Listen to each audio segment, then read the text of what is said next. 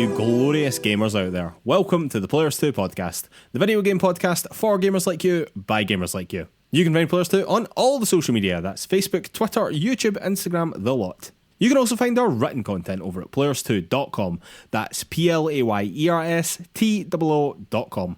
And if you could take 5 seconds to give us 5 stars over on Apple Podcasts or wherever you get your podcasts, it really, really, really helps us out. It does a huge amount for the exposure of the show. And while you're over there, if you could leave us a little review as well. Again, it only takes you 5 seconds, but it really, really helps us out. And thank you so much to anyone that's already done that for us. All right, and on with the show. My name is Mark Henderson. With me, as always, Mr. Lewis Camley. How's it going, Lewis? Going very well, Mark. Good to see you as ever. How are you getting on? Not bad at all. I've not been sick this week, so thumbs up there. That's good. Yeah. Definite improvement from the last couple of weeks, so yay. I wondered if I'd find you sickened by too much Easter egg chocolate after the long weekend. I've only had one Easter egg, and my girlfriend has about 4. I'm really? absolutely mortified. I just remember when we were kids, because my family never really bothered with it much, so I never got many eggs, but you, man... You could build we were a whole Catholic, man. Easter's like a thing. It's, yeah. Yeah, I got the long weekend off this time for the first time in, I think, the 5 years that I've been doing my current job, so that was totally bliss to have a couple of long lies over the last few days. Lucky you, I did not. Were you not off at all, no? I was off on Monday, but none of this matters, Liz. We're getting roped into real life stuff. This is an escape from real life, Liz. This is about video games, Liz. What video games have you been playing this week with your long Easter weekend? Well, not tons, to be honest, because I just spent some time outdoors, but a break from outdoors, boo. A break from real life. I have rolled credits, Mark, on Genesis Noir. Oh, nice. Yeah, which I just mentioned last week that I started playing. It's on Game Pass just now. I've been playing it on PC.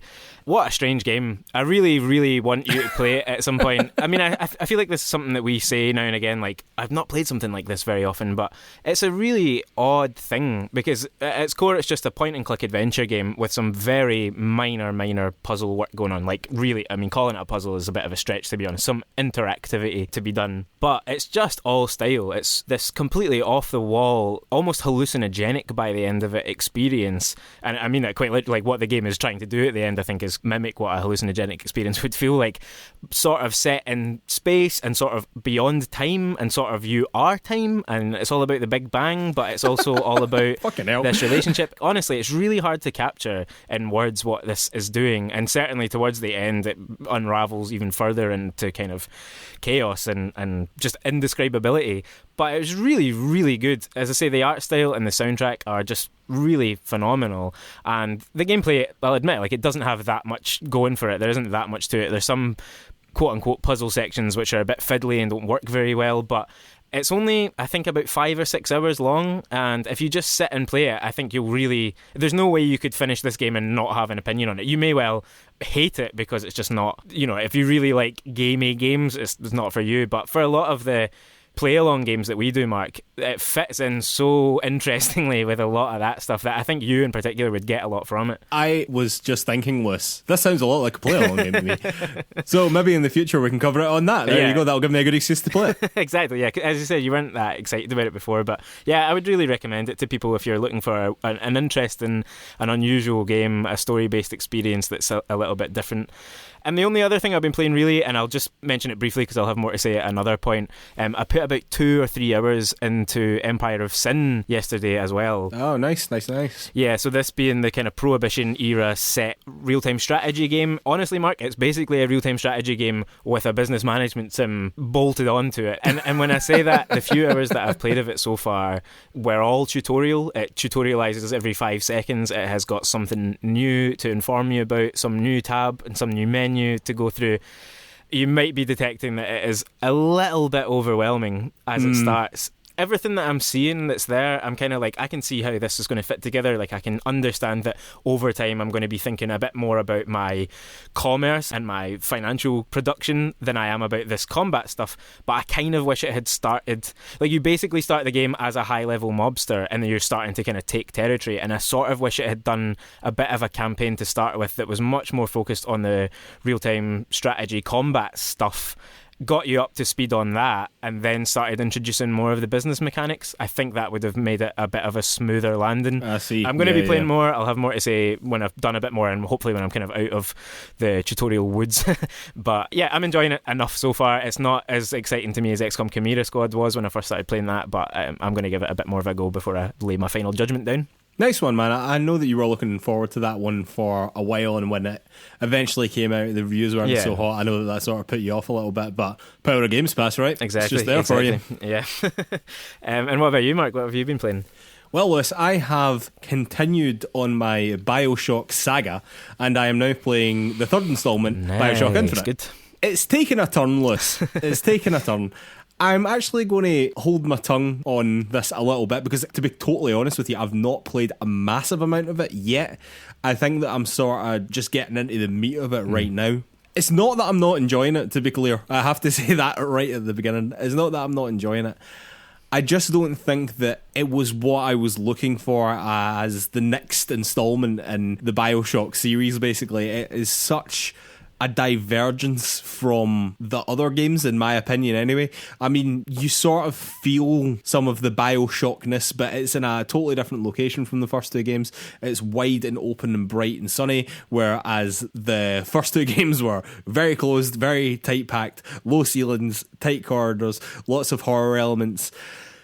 And this feels a lot more like a sort of big Call of Duty-esque campaign. And I say that because both Modern Warfare, or Call of Duty 4 Modern Warfare, and Modern Warfare 2 had now been out by this point and had taken the world by storm, along with a lot of other online first-person shooters at that time. And this was the sort of boom of really feeling as if everything had to be gun focused and first person shooter focused, you know what I mean? There was just so much happening at this time, and it really feels as though Bioshock has in this moment sort of veered from what made it so good to try and be what was popular at that time. And I'm not even saying that it's bad, it's just not what I was necessarily looking for in the third installment of Bioshock, do you know what I mean? I was wanting sort of better and more of the same, whereas I got this wild divergent that basically doesn't feel like it belongs in the series. It feels as though this should have been a totally different game. Like, Ken Levine and Irrational Games should have made this another IP, basically. But I don't know if they just felt as though they had to stick the Bioshock name on this so that it's sold. I don't know if they were told to do that. I'm totally making excuses for them, but this doesn't feel like the next Bioshock game. This feels like something different entirely. Again, it's not that that's necessarily a bad thing, just wasn't what I was expecting, basically. It also deals with some pretty heavy themes pretty early on that I really was not expecting either, particularly around race and stuff like that. I have no problem with video games dealing with those things, but it has to deal with those things correctly and well. And I'm not even saying that the game doesn't do that. It's just, again, wasn't what I was expecting from the game. Like, it was a total blindsider for me. Like, it really was. Like, I wasn't expecting a lot that this game has delivered me so far, you know? Yeah, there's a lot of interesting things you bring up there. I feel like that shift towards some of the bigger themes was one of the things that drew me to it. If you remember me saying last week it was the last PS3 game that I played before getting the PS4, I think that was part of why I wanted to play it, and also having like had a historic interest in Bioshock, but I had never actually played the first two games. But yeah, it's also the thing that, you know, there's a bit of controversy there, there's a bit of debate about various things, including that shift towards a more action-focused, you know, your correlation there between Bioshock and Call of Duty, which to the outsider might seem a bit strange, but I think you're probably quite right there that Call of Duty reinvented itself at that point and completely took over and became like the dominant force really of that generation. And you can totally see that, whether made to or not, that the people behind Bioshock would have just been like, we would quite like our series to be a bit more popular as big as Call of Duty. Wouldn't we all, Liz? Wouldn't we all? I mean, are you actively kind of disappointed in it? It's just not quite what you wanted? Is that what you're saying? It's not even not what I wanted. It just wasn't what I was expecting. I'm not saying that it's bad. And in actual fact, I think most of the time that I'm playing it, I'm quite enjoying it. Then certain things will happen and will be like, this is just so divorced from what I was associating to be a Bioshock game. Do you know what I mean? But, I mean, you still have the same sort of supernatural elements to it. There's weird sort of platforming's far too strong a word, but platforming bits to it as well. But you also don't have that video game-esque arsenal that you had in the first two games. You have a Call of Duty-esque, I'm just going to say it, primary and secondary weapon. I'm totally open to what the game is doing. I'm actually quite interested in where the game is going. It just doesn't feel like the next installment of Bioshock. It doesn't feel like the Bioshock game that I was expecting to get. If you'd asked me what I wanted from the third installment in the Bioshock series, it wouldn't have been this. I'm perfectly willing to admit that, but that in and of itself doesn't mean that what they are doing is bad or wrong, or I'm not even enjoying it. It's just totally blindsided me a little bit. I just want to keep going with it, to be honest. That's how I feel just now. I want to just keep going with it. I'm biting my tongue a little bit here, and I just want to play more and have a fully informed opinion before I start saying my piece on it, I suppose. Fair enough, yeah. Alright, Lewis, and on that note, time for the news. Alright, news item number 1. MLB The Show 21 will be on Xbox Games Pass day 1. Why is this significant, you might be asking? Well, MLB The Show, which is Major League Baseball The Show for anyone in this country that is completely unfamiliar with this series, and if you are, that is completely understandable because I know absolutely fuck all about baseball. But MLB The Show is the big baseball game, which has been a PlayStation exclusive franchise for 15 years. And is still made by Sony San Diego. Right now, like, the latest game is still made by Sony San Diego, and it's coming to Games Pass day 1. This means that MLB The Show 21 is the first PlayStation-developed game to come to Games Pass. We did previously know that MLB had said to Sony that if you want to continue developing the Show franchise, then you will have to release these games on multiple platforms. So we did know that this was coming to Xbox. What we didn't know is that it was going to be coming to Games Pass day 1. This means when this game launches, this PlayStation-developed game will be available on Games Pass as part of your subscription, but will cost $70 for you to play it on PlayStation. And it seems that if you want the PlayStation 4 version with a PlayStation 5 upgrade, the version of the game you have to buy for that is actually $85, which, with all the will in the world, Lewis, this is not a brilliant look for PlayStation. That their own developed game will be available on Games Pass day 1 at no additional cost, and it will cost you $70 to play it on your PlayStation 5 or PlayStation 4. Not great. Certainly not great, not a good look at all for Sony. I had kind of forgotten that we'd already had that news a few weeks ago, and that was a big enough splash at the time, simply that MLB The Show was going to be on Xbox at all. But now to have this further wrinkle to that story be that it's coming day and date to Xbox Game Pass, which, as we've mentioned 100 million times, is the absolute core of what Xbox's strategy is these days. There could be no more central thing to what Xbox is doing than putting games like this onto Game Pass. So it is quite an astonishing thing that this has happened, and as you say, yeah, it's not good for anyone who chose the PS5 and wants to play MLB The Show. They're getting, I mean, they can still play the game, absolutely, but they're having to pay substantially more for it, even though the Sony team developed it. It's just, it would have been unthinkable before now, I think, that this would happen. It really would have been, and PlayStation have confirmed that in literally just the last 20 minutes or so, I think, before we started recording the podcast list, PlayStation have confirmed that it was MLB who decided to put it on Games Pass day 1. That wasn't a PlayStation decision, Obviously, that was MLB's decision. But I suppose the question here really is it worth paying $70 to just own this game indefinitely? Or are more than enough people just happy to pay for it as part of your Games Pass subscription, and whether or not it comes and goes on that subscription, fine. Like, I think that a lot of people are more than happy to go with it on Games Pass, basically, particularly because it's this type of game, this sort of annualized franchise, you know? I think that it's a bad one for PlayStation to let go onto Games Pass day 1, basically, because it just doesn't look great, and most people will get their fill of the game before it gets taken off Games Pass, if it even does get taken off Games Pass before the next installment is coming around. Yeah. I don't think that it represents a very good value on the PlayStation, basically.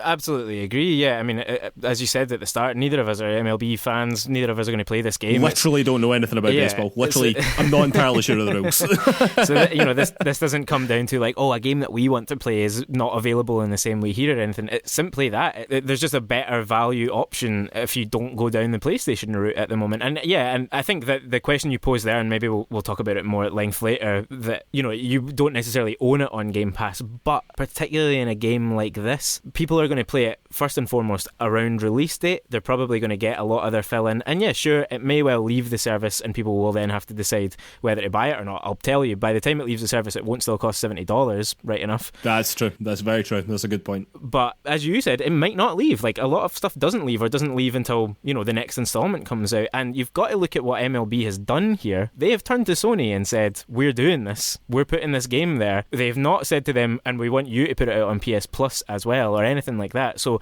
it's hard to see what rationale they would have for 6 weeks from now or 2 months from now pulling it back off Game Pass. They've made a calculation that it makes sense for it to be there. So I don't know why that would change. And that, again, I think looks really bad for Sony, because it's gone straight to their competitor's key platform. I must admit, right now, if you were to say to a group of gamers, like, where are you likely to play this game? Are you likely to buy it and own it on PlayStation for $70 or whatever? Or are you likely just to play your fill with it on Games Pass for... Say it's even on there for 6 months, and I don't even necessarily believe that, but say it's only on there for 6 months. I think that there would be a massive portion of people who would be more than happy just playing it for those 6 months and know themselves well enough that the new hotness would have come along by then, do you know what I mean? And they would be playing something else anyway. Yeah, absolutely, yeah. That is how gamers work by and large. Obviously, sports games have a bit of a longer tail. Like, you can still imagine someone playing FIFA 10 months later, but... 10 days before the new one comes out. Yeah, but again, like, are you not going to take your chances on the Game Pass version? I suppose there's the other issue there of cross-progression. If you then want to end up playing on your PlayStation, eventually buy it on your PlayStation, you lose some progress. Obviously, there are kinks within it all, but fundamentally, on the day that this game comes out, if you have both consoles or access to Game Pass and a PlayStation, you can make that decision to not pay anything for this and play it. And you could play it for hours that day that someone else has paid money for that you basically haven't. No, well, again, I think that we have to be clear on how we're phrasing this here, because people are acting, and in that sentence it sounded like Xbox are just handing you this game, and that is not what's happening here. You're paying for a subscription to effectively rent this game. That is what's happening. You do not have to drop $70 on it, granted 100%, and it is part of a wider subscription that you might be paying for, but it is not fucking free. No, it's not free, but it's a really interesting discussion, that as well, I think, because, you know, for example, you can get Game Pass, you can get like a year subscription to Game Pass for like £1 if you've not had it before and all that stuff. So, I mean, in essence, then, as soon as you download 10 games across a year, you've paid 10 pence for MLB The Show. You know, like, there are levels of freeness there. I accept it's not completely free, but it's not $70 and it's nowhere close. Oh no, I'm not arguing with that. I'm not arguing with that in the slightest. Alright, let's news item number 2. It seems CDPR have cancelled their planned multiplayer for Cyberpunk. CDPR said in January last year that the multiplayer project would be more like a AAA release all of its own, rather than simply an add-on, and they were treating it as a sort of standalone product. However, and someone can correct me if I'm wrong here, I believe that it had been promised as like a free upgrade, e.g. you wouldn't have to buy the multiplayer separately to the game. So this is effectively an additional piece of content that gamers were promised that they are now not getting. CD Projekt's CEO Adam Kaczynski has said this regarding future online games. Regarding online, we are changing our approach. So we want to have online in our future games, definitely, but step by step. So we're working on specific features enhancing our single-player games, but we are not working on releasing the next game as a big online experience. So we will be enhancing our single-player games with online experiences. Actually, we started working on online components over 2 years ago, and we just continue. The only change is that we continue to work on it not as a main production line, but as a supportive production line together with our single-player productions. But we believe that our ideas, once they will be revealed, will be very exciting for gamers as an extra experience in our world which fits single-player games. Kaczynski also said that the studio had, quotes, some very strong ideas and prototypes for multiplayer games, but that it was, quotes, too early to talk about monetization. It'll be very interesting to see how they choose to monetize their future games as well. However, he did say this regarding CDPR's history with single-player games. Let's stress this here. CD Projekt Red makes single-player, story-driven AAA RPGs. That is not changing. What is changing is our long-term approach to online. And by this, we mean ensuring we are properly prepared to implement online elements in our games where they make sense. We don't want to go overboard or lose our single-player DNA. We want to take thoughtful steps to build robust online capabilities. So, I suppose there are two things here, really. the now missing multiplayer from Cyberpunk 2077, and what do future CDPR games look like with regards to online? Starting off with a change to this multiplayer setup, I mean, it's just another thing for CDPR, right? It's just another not a great announcement for them to have to make.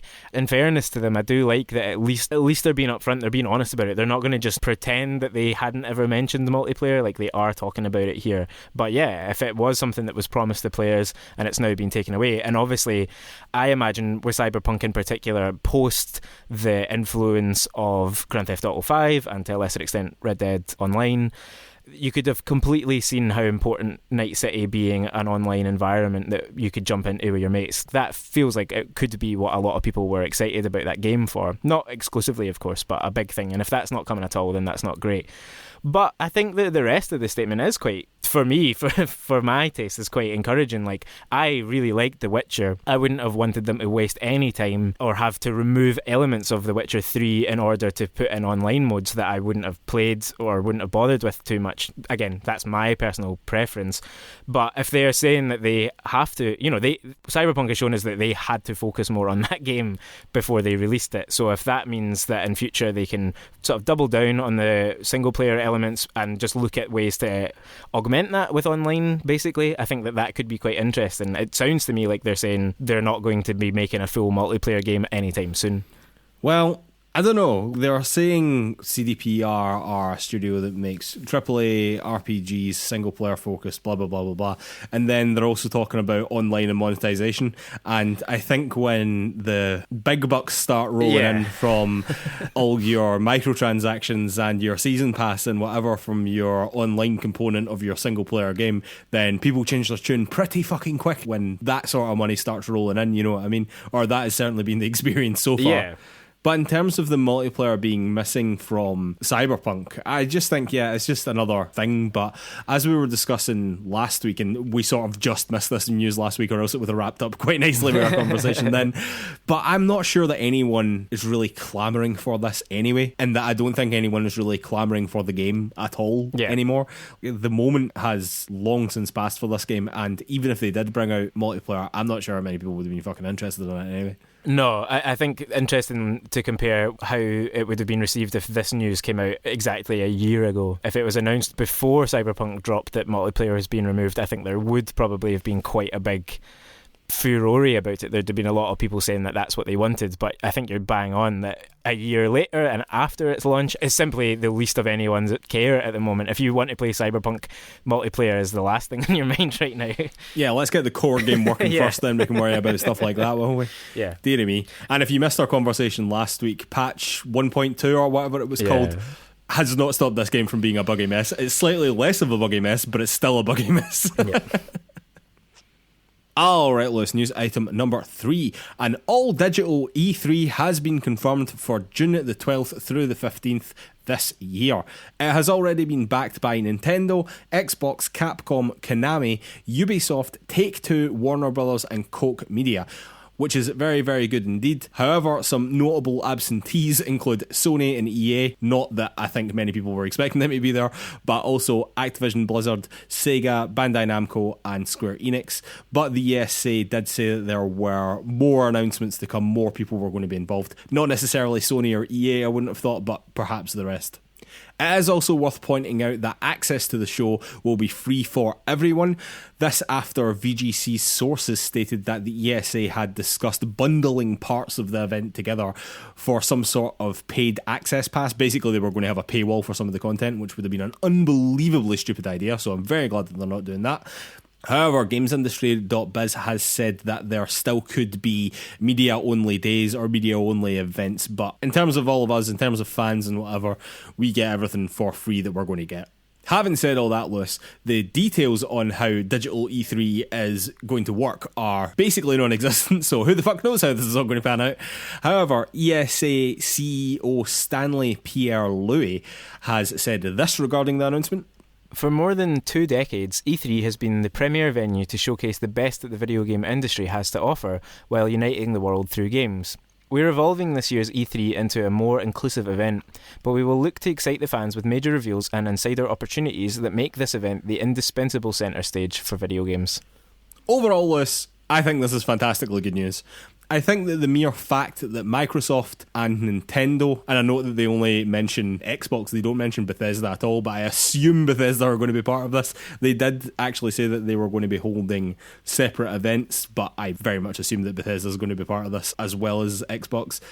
But the mere fact that Microsoft and Nintendo are involved in this tells me that this is something worth paying attention to, and I wasn't entirely sure that that was going to roll out that way for E3. So yeah, I think that this is very, very good news. I think that we have been extremely negative about E3 basically over the last year or so, and not without justification, I have to say. But honestly, I absolutely fucking hope that they smash this. I really hope that it goes well. I have no idea what form this is going to take, but I think that this is good news overall. Yeah, I mean, it's hard to see what it will be other than just a series of curated broadcasts. To me, I mean, maybe I'm just lacking imagination there, but to be fair, that's probably all that I would really want from it. I think that it seems like part of the paywall idea had been about giving access to demos, and I think that they've maybe said today that they're definitively not doing that. So you can see how things have fallen away, and what they've got is a much simpler and straightforward, and kind of what we all thought they would have done last year, I think, given that companies were doing it themselves, just having a straightforward series of events showing. But over the course of days, though, that's where it becomes interesting for me, is like, how do you keep that energy over days when it's just a digital showcase? Do you know what I mean? Yeah, I kind of think it'll, to the layman, to people like us, it's just going to be much like E3 usually is. You know, each night there's one or two. So do you think there's going to be like showcases. big showcases? Do you think Microsoft's going to do a big showcase? Nintendo's going to do a big showcase? Fucking Konami and all these people are just going to do big showcases. Let's talk about Konami, Mike. Let's not. I think we talk enough about Konami. Until Konami give me some hard fucking facts, I'm done talking about Konami. The fact that they're taking part in this, I think, is interesting. But I think they're always there, though. Like that's they've exactly been there every year, and it's been like some mobile game or something. Yeah. Do you know what I mean? On some stage that doesn't even get airtime. You know what I mean? It's not necessarily indicative. Like the fact Take-Two are going to be there. Like GTA 6 is not getting announced in this event. It's absolutely not. Do you know absolutely what I mean? Not, no. Yeah, I think that's important to clear up, because not everyone who is part of E3 has a publisher showcase, and I think to a lot of people that's what E3 is. If you're not there on the show floor, you don't necessarily think of all of the other companies who have some sort of presence there, right? Obviously the media will pick up on some of that stuff, and you'll read bits and pieces about games that you didn't see on one of these big showpiece moments, but that is my assumption, at least, about what this will be. So Xbox's presentation will be much like their presentation was in 2019, although probably without someone on a stage. You know, it'll be like the other events that they've done over the past 12 months or so. Yeah, it'll be Phil Spencer on his living room. Yeah. Standard. And I think that if that is the case for everyone who's involved, that they have to do a little 20-minute Nintendo Direct at the minimum, then I am quite interested that people like Konami have agreed to take part in it. I literally just don't know what other form your participation could take. If there's not any ability to play demos, I don't really know what else Konami's involvement there, or any of those other companies, could be.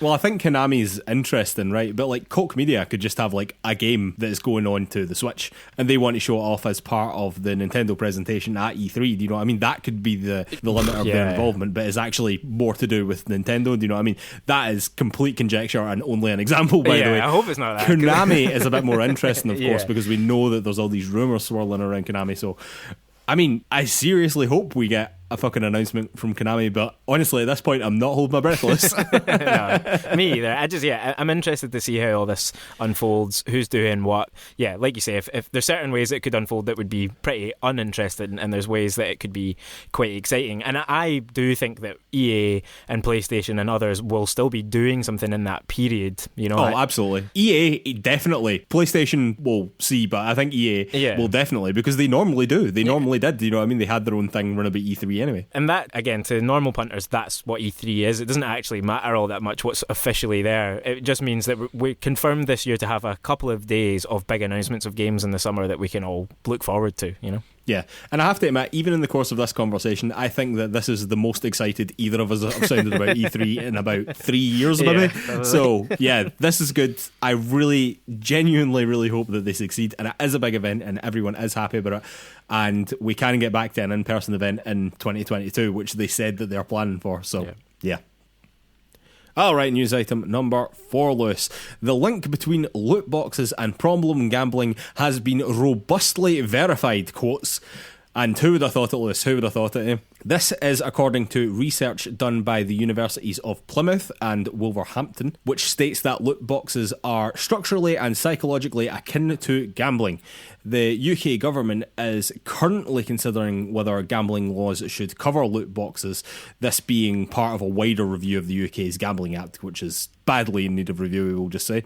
And it's also worth pointing out that the House of Lords, which are usually totally fucking useless, have said that loot boxes should be firmly regulated as games of chance, which is true, and they absolutely should.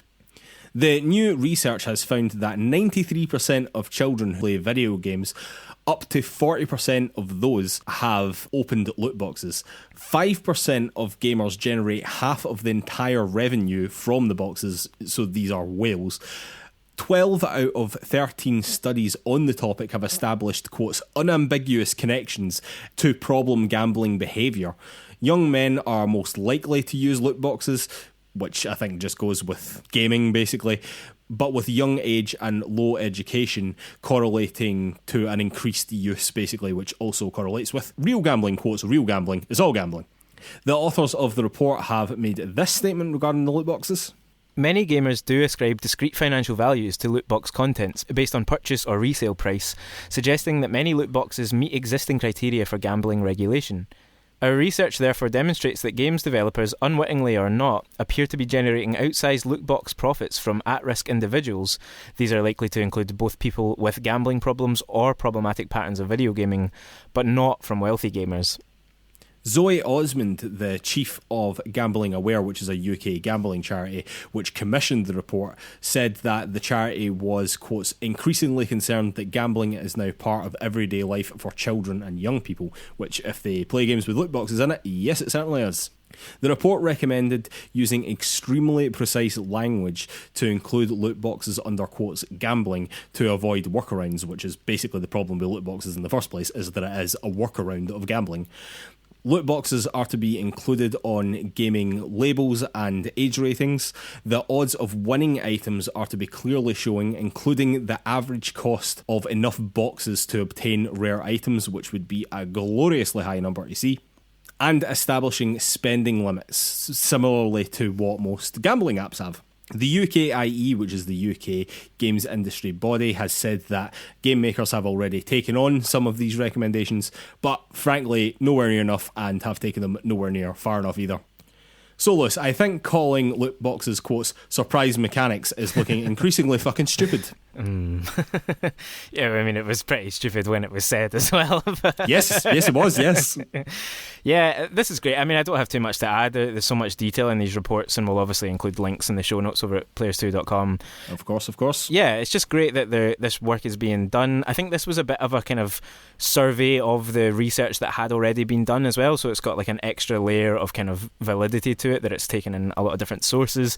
And yeah, the findings, kind of as you alluded to there, I mean, they're not surprising in the least, are they? That people who are prone to having either issues with gambling already or have issues with, essentially with gaming addiction, I think is what they're talking around there, and people with low incomes are the most susceptible to this. And this is the problem again and again with addiction generally, with gambling particularly. It's the most vulnerable who suffer, and it's time that we did something about it, quite simply. Yeah, I mean, I totally agree. I mean, I also don't have too much to add. Again, we will, of course, link to the report, and you should go and read it. I will fully admit that I've not read all of it. It is like 50-odd pages, but this is all kind of spun off from a BBC article as well, which we will link to as well. But yeah, unambiguously related to problem gambling, and I think that is all that needs to be said about loot boxes, frankly. Alright, Lewis, finishing off as we always do with a couple of shout-outs. Shout-out number 1, free games, Lewis. On your PlayStation Plus this month, you're getting Oddworld, Soulstorm, Days Gone, and Zombie Army 4. And on Games with Gold, you're getting Vikings, Wolves of Midgard, Truck Racing Championships, Dark Void, Hard Corps Uprising. Now, Lewis, Games with Gold have clearly given up the ghost with their free games here. The focus is entirely on Games Pass. So we are, from now on, going to mimic this, and we are going to fucking ignore games with gold, because Microsoft might as well be doing that as well, and we are going to focus on what is instead coming to Games Pass when we do free games. These games are not free, and I might rename this section because they are not free, but they will be coming to your Games Pass subscription. So, Lewis, on April the 8th, you're getting Grand Theft Auto 5, Zombie Army 4, Dead War, Disneyland Adventures, and Rush, a Disney Pixar adventure. On April the 12th, you are getting NHL 21. On April the 15th, you are getting Rain on Your Parade and Pathway. And on April the 20th, you are getting MLB The Show.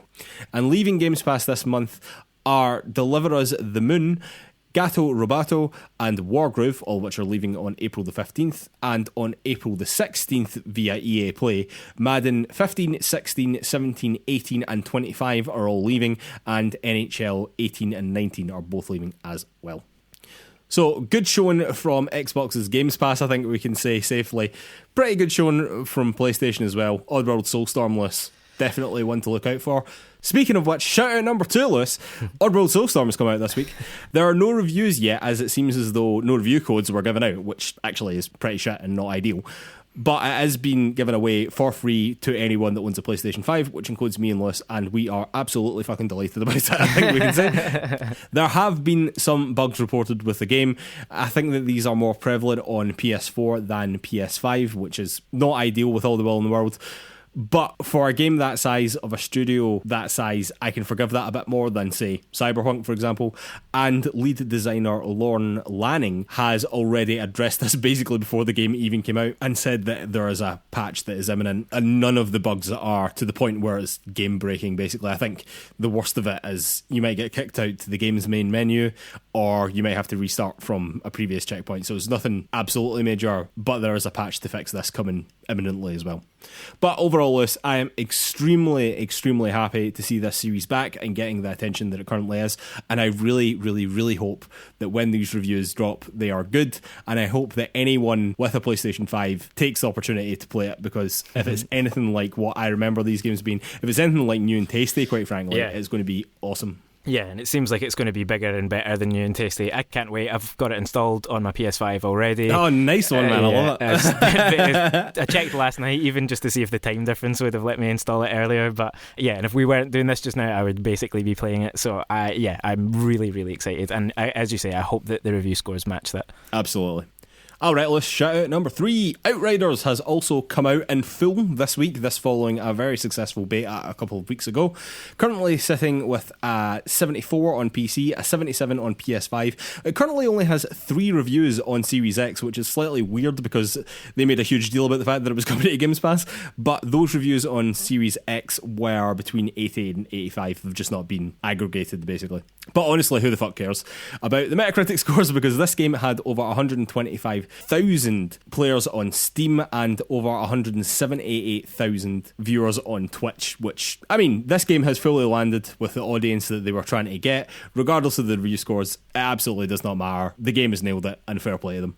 Yeah, absolutely. Many of you probably know if you like it already, never mind review scores. Between the beta and this launch period and coming to Game Pass, it's had a great launch. Obviously some server issues, but you'd come to expect that of basically any online game these days. So yeah, power to their elbow. They've done a really good thing here. It's not something that massively appeals to me, but if you're looking for a looter shooter, a lot of people are saying this is the one at the moment. So there you go. I mean, it certainly is. I mean, it doesn't appeal to me at all, but again, I am not the audience that they're trying to attract, but the audience that they are trying to attract have flocked there. They're so, impressed, fair play to them, man. Fair play to them. Alright, and final shout out number 4. Apple have added more than 30 new games to Apple Arcade, which is the biggest addition since the service launched back in September 2018. The service now has an offering of more than 180 games. The biggest announcements for me, anyway, were Fantasian. Is that how we're saying that, Lewis? I think so, yeah. Fantasian. Yeah, by Hironobu Sakaguchi, who is the man behind almost all of the Final Fantasy games, or all the good old ones anyway. And World of Demons by Platinum Games, which looks a hell of a lot like Platinum Games, but has an incredible art style to it. Actually, you said that it was being compared to Okami, and I totally see that. It almost looks cel-shaded in a way, but More Okami, I think, but really, really great looking, really great looking. Yeah, this is awesome. I still subscribe to them. I've not played any of them in a very, very long time. So I think Fantasian is looking right on my street list, I've got to say. Yeah, I did think that would be the one you'd check out. Similarly, yeah, I'm still subscribed. I've kind of thought about quitting a few times and just thought it's only a $5 and there's It's a interesting. lot I keep there. on thinking about going back. I never think about quitting for some reason. I was like, why am I not playing these games? But yeah, I jumped onto it the other day just to see these new games. They've also added things like a timeless classics section, which includes some genuinely timeless classics like chess and solitaire that weren't previously available through Apple Arcade, but also some stuff like Monument Valley, games that are kind of really big iOS games over the years or kind of meaningful on that platform. They're now included in it as well. So I don't think this is an update that's going to drag too many new users in, except if you're quite excited by the two games that you mentioned there, Mark. But for anyone that is still subscribed to it, it's a big drop, 30 games. Go and have an explore, see what takes your fancy, you know? Yeah, I'm definitely going to get into it. I'm definitely going to play Fantasian, at least for a bit, and see what it's like, you know, because it's looking very much like Final Fantasy with the battle system of Octopath Traveler, and I am fully game for that. I am fully game for it. Anyway, Lewis, time for a beer, and then we'll be back with Topic of the Week. And we are back for Topic of the Week. Topic of the Week this week is a closer look at Xbox's Games Pass, Lewis.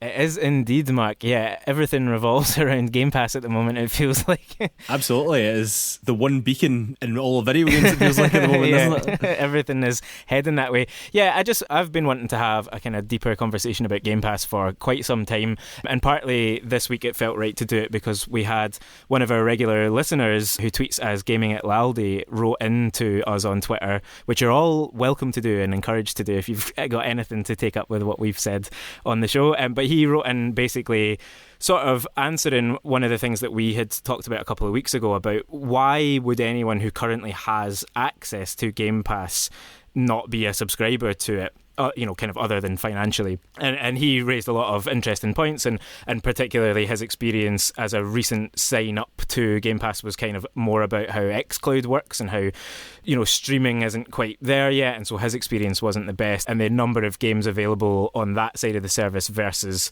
local installs and that kind of thing on console or on PC it's quite a different thing. And I guess I want us to clear that part up, that when we talk about Game Pass in quite excited voices, we are thinking about it predominantly as the console and the PC version, which does, you know, include local installs. I think it's quite important to point that out. Yeah, I have to admit, I don't really consider xCloud at all. xCloud almost still seems like a bit of a bolt-on to Games Pass. Like, I don't really consider it part of it.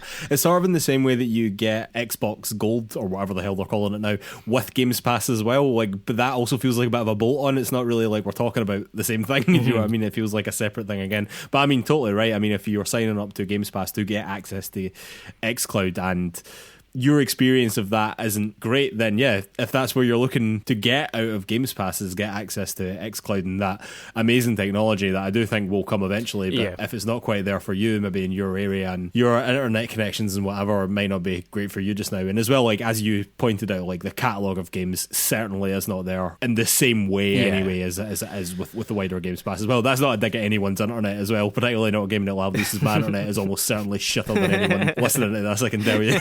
But yeah, sort of on the back of all of that, I just wanted to dive into kind of why we talk about it like this. Why and when is it the best deal in gaming? And I've got a bunch of other questions to throw at you, Mark, about Game Pass and about kind of its effect and what its position in the industry is at the moment. But yeah, like first of all, we say a lot it's the best deal in gaming. A lot of people say a lot that it's the best deal in gaming. Like, why do you think that? It's just ludicrously good value for money, and the access that you get to the amount of games that are on Games Pass is second to none. Basically, it's an astonishing level of access for the price of entry to all sorts of video games, big and small, old and new, you know. Taking myself as an example here, I pay for Games Pass Ultimate, which I think is about a tenner a month. I've maybe not played anything on Games Pass for maybe 5 or 6 months now. So that's, you could argue, 60 quid down the drain for me, right? But it only takes me playing one new release to make all that worth it in 6 months. It's an astronomically good deal in terms of the value for money, because it doesn't take much to cover the cost, basically, of what you're paying Xbox on a monthly basis, is sort of what I'm trying to get at. That is why I say that it's the best deal in gaming, you know? Yeah, I think that's bang on. Again, particularly when you're talking about the console version or the PC version, that depth of library there, which is still growing, is really impressive. And as you said, the thing to supplement that really makes it worthwhile to me, you mentioned there, big and small, old and new. It's an instant library for not very much money of new games, small interesting games, as well as those big hitters that you will buy consoles for. It's kind of got a bit of everything. So no matter what type of gamer you are, there's something there. I mean, if you remember last month, the bulk of the games that were added for March were sports games, and neither of us are particularly interested in sports games, but a lot of people are. Yeah, if you are, and many people are, that is your reason to get into Game Pass. And then you might go, oh, actually, I loved playing Halo when I was a bit younger, so that's there. Or, a couple of my mates are playing this indie game just now that I would never in a million years, because I'm quite a casual gamer, have paid for, but I'm paying my subscription to play FIFA or whatever, and now here I am, I can play Celeste, and that's what I'm going to do. It's that, to me, is what makes it really interesting. That if you are someone who is interested in games quite broadly, there's kind of nothing available like this, really. No, and in terms of people that maybe don't have so much money to buy lots of games in the year, do you know what I mean? I think that it is an incredible access, but again, the amount of access that you get to video games in general through Games Pass is, as you said, there's nothing like it. There's nothing even close, frankly. Obviously, one of the kind of downsides of all of this is that you don't own any of these games, and as we were talking about quite a bit actually earlier around MLB, there is the kind of looming threat that that game that you're playing could be taken away at some point. Yeah. And you, off air, in a message to me, you phrased it in a really interesting way that I'd never really thought about it as before, that you called it a rental service, basically. We both, I think, have quite similar views on ownership and what it means to, or what the value really is of owning games in a digital world, and we saw that with the PS3 store shutdowns last week. Is that a downside? Is that a drawback for you, that it is like a rental service? It is for some people. It's not necessarily for me, because the games that I personally would be looking to play on Games Pass are probably games that I would maybe buy and then trade in quite quickly anyway, something like that, maybe smaller indie games that I wouldn't be spending a huge amount of time with, whereas if it was a huge big title or like something that I could see myself going back to and playing again and again, then I might choose to buy that game anyway. Mm-hmm.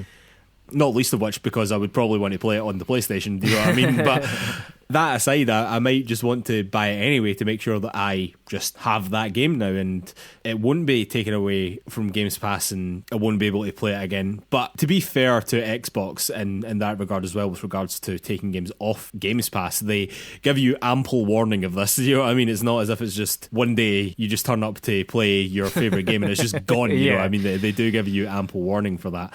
But is that a drawback for me personally? Not really, because of the type of games that I play on Games Pass, but in terms of people that like to own games, that like to collect games, that like to just have that ownership over the games that they play, which is totally valid, like it's a totally valid position to be in, but for me that's not necessarily that big a deal. But for the people that it is, yeah, maybe Games Pass isn't so great for you, but again, it's just hard to get over that access to all those games that you could be playing, you know, and particularly for the price that it currently is, you know. Yeah, I mean, for me, that ownership question is quite a big one, and it was, for a long time, it's been one of my biggest stumbling blocks towards streaming games and subscription services. But the more that I've used Game Pass, the more I've interacted with it, and I do use it, I think, considerably more than you do. I've played quite a lot of games through it on PC, even just because of my PC storage space. I don't really keep any of the games, even when I've beaten them, so I don't really, what I quite like about PlayStation is that I've got a library there that is always going to sit there and be unified, and you know, that is not really what Game Pass is for me at the moment. But a bit like how I view music these days, and I'm sure people will be critical of that, you know, I do use Spotify, I use subscription services like that, but I still buy albums that I really care about, or that, you know, I'll buy gig tickets and maybe buy a vinyl record or whatever at a show to support the act. Again, if you are more of a collector side, I could see that Game Pass offers you a way to just try a lot of stuff. The games that you want to collect and that you want to physically own, or even just digitally own but properly own, you'll still go and do that. Again, like, the value there in Game Pass itself is still so great that it doesn't really matter if you then end up buying one of the games that's on it. Also, through your subscription, you often get discounts anyway on games, similarly again to how PS Plus works, where you get kind of added extras. To me, the other kind of downsides, and I'm raising these particularly because I'm nervous that we sound like we're just advertising Game Pass a lot, but I am concerned. It's a good service, man. yeah. Partly the reason I've been so keen to discuss it at some point, kind of at length, is that it feels like the biggest disruptor in the gaming market just now. And what will that disruption look like over time? One of these questions that keeps coming back to me again and again is around like the types of games and the quality of the games that get made for it. Because if eventually Xbox values the number that it adds each month more than the quality of the games that are there, then even their own first-party studios might start making, to coin an old phrase from gaming media, swimming in sevens. You know, we might end up just having a lot of middle-grade games because it's more important for Xbox to flood the service than it is to really curate it. I do worry about that, and I worry as well about what we think games are worth if we only get them through subscriptions. Suddenly we're not having to think about that £40, £50 investment.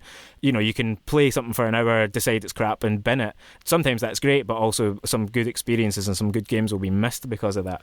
Yeah, that's interesting, I suppose, as well. Like, in terms of how much games are worth, obviously PlayStation are getting in the neck right now for having $70 games, do you know what I mean, in the face of Games Pass. And it's such an interesting thing, that in and of itself, because it's not that games aren't worth that. It's not that the games aren't worth $70 a go. And I'm sure some economic analysis of how much it costs to make a video game and how much video games sell for is comfortably worth that amount of money, basically.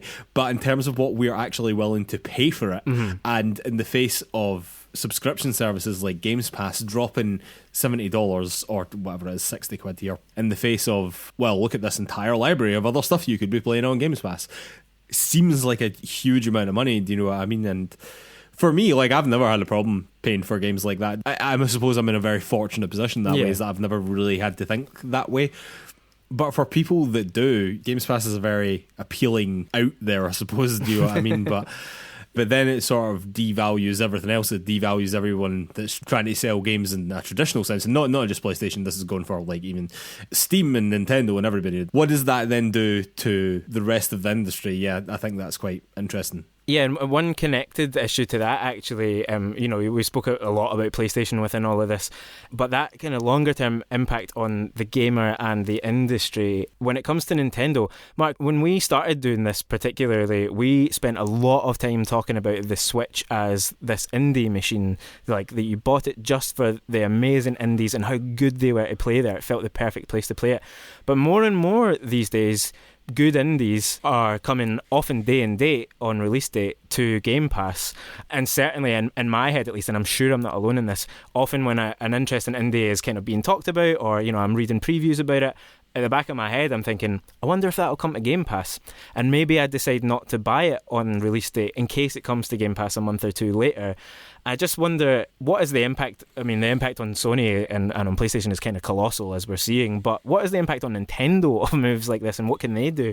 Well, that's interesting as well. I think that the reason why the Switch was so good to play indie games on it, and I think that the nature of indie games is that by and large they are a bit more casual, they're a bit more digestible, and I think that tied in really well with the Switch's portability, which obviously doesn't come into play very much just now because we're all locked down and we can't go anywhere.